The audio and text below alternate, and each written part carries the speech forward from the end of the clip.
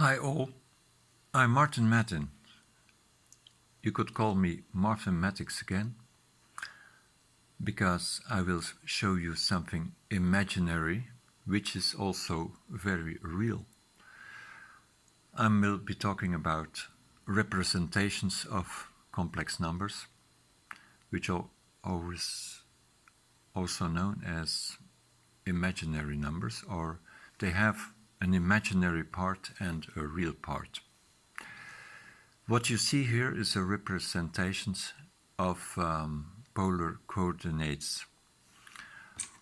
You can say that any point in a plane can be represented by a modulus or a ratio, a radius, and an angle from the horizontal axis, which is the real axis when we're talking about complex numbers.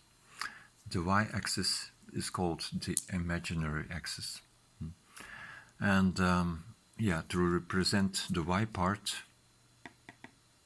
we have to add as a factor the I, special base number for imaginary numbers.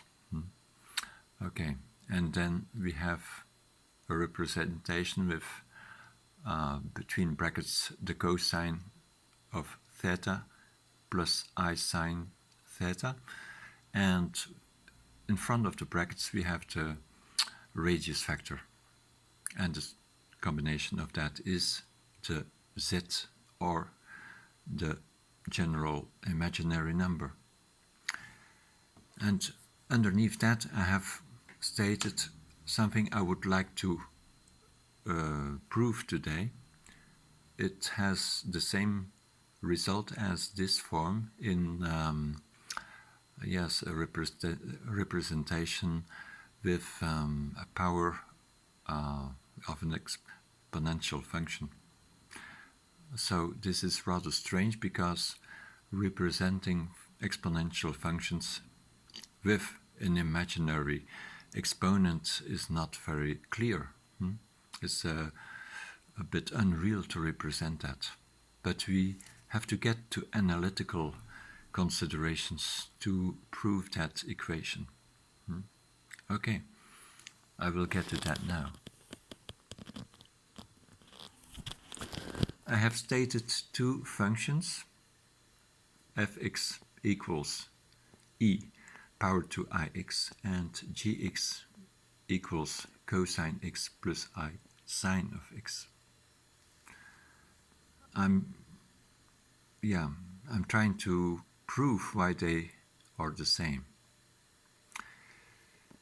In this form, I have powered both functions to a power n. Then I come to the conclusions that they have the same behavior for that. If you power any exponential function to a power n, it is like putting the n in front of the x. And it is the same when you do that for this form, which is known as the formula of de Moivre, which was a French mathematician in the 17th century. Okay, so that's remarkable. You can power both functions to the power n, and it's like they behave the same. It's like applying the same function on nx as an argument. Another thing that is remarkable is when you derive both functions. I come to the conclusion that if I derive both functions, it is like multiplying them by I. How do we check that? Yes, you can check that. It's not that difficult to check. So the derivative of an exponential function is the same function again, but the factor before the x is the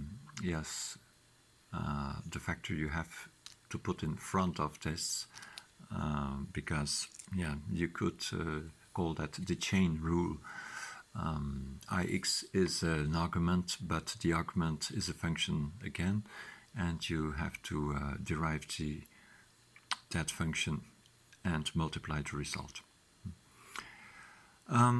Yes, if you derive this form, you will get to this form, okay?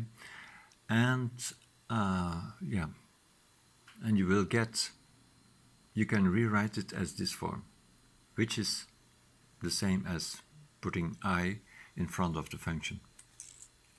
So, this is remarkable. Those two functions have the same behavior in derivative. They have the same change behavior, because derivatives describe the change behavior of functions. Something else which is remarkable is to notice that the function value of both functions when x is 0 is the same as well. If you put x is 0 here, it's like raising to the power 0. Any number that you raise to power 0 will lead to 1 as a result, as a value. The cosine of 0 is 1. We know that also from mathematics, from the trigonometric functions. And the sinus of 0 is 0, so there is no imaginary part of this. So 1 is 1, so the value in 0 is equal for both functions. So, well, that's very, very remarkable. We have the same starting point, the starting value at x is 0, and we know that the derivatives behave the same all the way. If the derivatives are the same all the way, and you have the same starting point, then you must say that the functions must be the same. So I rewrite the equation again here. I'm now sure that I can say that. I didn't represent a graphical representation of the exponential function. It is less obvious to do that, but analytically I have proven that I can represent it like a form cosine x plus I sine x. And the special value for x can be pi. And then if you do that, you get to the Euler's identity, a famous identity, which leads to the form you see here, e power to I pi plus 1 equals 0. You know that the cosine of pi is minus 1, so this is on the right hand side of the equation, so you can pull this to the left hand side, and the sine of pi is 0, so it remains on the right hand side as 0. It is a remarkable identity because it combines three very strange numbers, although you can say that pi is not that strange, but the other ones are rather unfamiliar for people who are not very well introduced in advanced mathematics. But I wanted to share this because, I have tried to give this stuff in a condensed form, and it can remember some strange and very interesting stuff of mathematics. And it was again something to exercise my English spoken expression. Hope you liked it again.